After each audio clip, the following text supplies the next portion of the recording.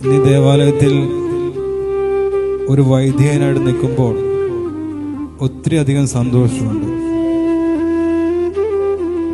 ഞാനൊരു വൈദികനാണെന്ന് ആഗ്രഹിച്ചിരുന്നു, പക്ഷെ അനുകൂലമായ സാഹചര്യങ്ങളൊന്നും തന്നെ ഇല്ലായിരുന്നു. ദൈവം തമ്പുരാൻ പ്രതികൂലങ്ങളെ അനുകൂലമാക്കി മാറ്റിയാണ് എന്നെ ഈ ഒരു സ്ഥാനത്തേക്ക് എത്തിച്ചത്. അതിന് മുന്നമേ ദൈവത്തോട് നന്ദി പറയുന്നു. നീ ദേവാലയത്തിൽ ആയിരിക്കുമ്പോൾ ഈ ദേവാലയത്തിൽ ശുശ്രൂഷയ്ക്കായിട്ട് ഞാൻ കടന്നു വന്നത് 2-3 വർഷം മുമ്പാണ്. അതിനു മുമ്പ് ഈ ദേവാലയത്തിൽ എനിക്ക് പ്രവേശിക്കാൻ പറ്റില്ലായിരുന്നു. ഇവിടെ ഓർത്തഡോക്സ് പ്രാർത്ഥന വീതമുണ്ടായിരുന്ന സമയത്ത് പോലും ഞാൻ ഓർക്കുന്നു, ഞാനിവിടെ ശുശ്രൂഷയ്ക്കായിട്ട് കുപ്പായിട്ട് നിൽക്കുമ്പോൾ എന്നെ ബലം പ്രയോഗിച്ച് എന്റെ കുപ്പായ ഊരി മാറ്റിച്ച് എന്നെ ഈ പള്ളിയിൽ നിന്ന് ഇറക്കി വിട്ടതാണ്. ഒത്തിരി കണ്ണീരോടുകൂടിയാണ് ഞാൻ ഈ ദേവാലയത്തിൽ നിന്ന് ഇറങ്ങിപ്പോയത്. അതുകൂടാതെ എന്റെ വല്യപ്പച്ചൻ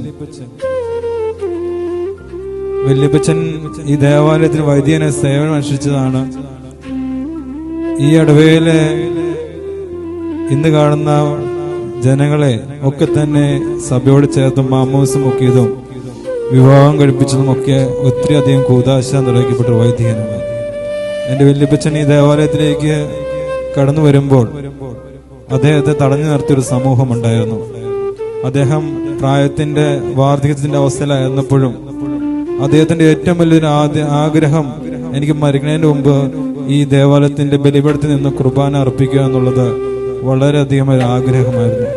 പക്ഷെ ഒരു കല്യാണത്തിന് ഈ ദേവാലയത്തിൽ കടന്നു വന്നപ്പോൾ അന്നിവിടെ എനിക്ക് പേര് പറയാൻ ആഗ്രഹമില്ലെങ്കിലും പേര് പറയണമെന്നൊരു മനസ്സ് പറയുകയാണ്. ജോയി ആനക്കുഴി അച്ഛൻ അദ്ദേഹത്തെ ഇവിടുന്ന് ചീത്ത പറയുകയും അദ്ദേഹത്തിന് കാപ്പ വലിച്ചൂരി ഈ ദേവാലയത്തിൽ നിന്ന് ഇറങ്ങിപ്പോവുകയും ചെയ്തു. അന്ന് എന്റെ വല്യപ്പച്ചൻ കണ്ണീരോടുകൂടി ഇറങ്ങിപ്പോരുമ്പോൾ വല്യപ്പച്ചന്റെ കൂടെ ഞാനുമുണ്ട്. അന്ന് വല്യപ്പച്ചൻ കാറയിരുന്ന് ഇവിടുന്ന് കരഞ്ഞപ്പോ ഞാൻ പറഞ്ഞു, ചാച്ചാ പോട്ടെ. പറഞ്ഞു, മോനെ പേടിക്കണ്ട, ഇവിടെ ദൈവമുണ്ട്, ഇഗ്നാത്യോസ് ബാവ നടത്തും, ഒന്നുകൊണ്ടും പേടിക്കേണ്ട ആവശ്യമില്ല.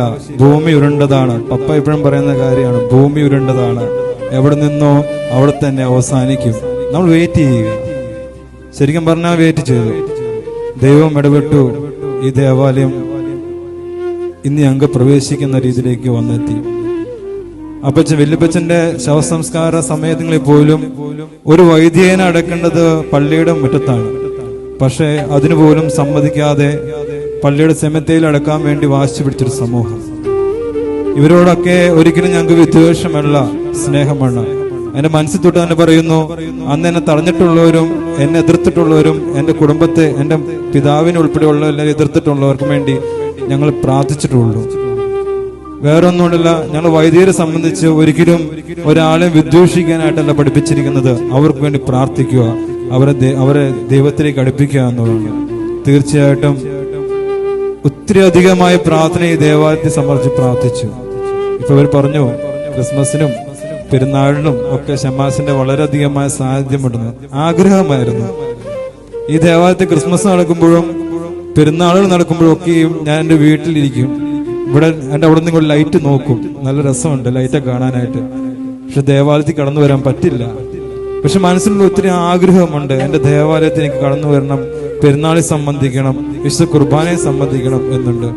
പക്ഷെ അതിനൊന്നും സാധിക്കാതെ ഇതെല്ലാം പുറത്തൊരു കാഴ്ചക്കാരനെ പോലെ കണ്ടുകൊണ്ടിരുന്നത്.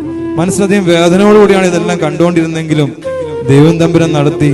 അതുകൊണ്ടാണ് ഞാൻ ഇപ്പൊ പറഞ്ഞ പോലെ കരോളായാലും പെരുന്നാളായാലും അതെല്ലാം നേതൃത്വം കൊടുക്കാനുള്ളത്. ദൈവം ഒരുക്കിയ അവസരമാണ്. ആ അവസരം ഞാൻ ഉപയോഗിക്കുകയാണ് ചെയ്തത്.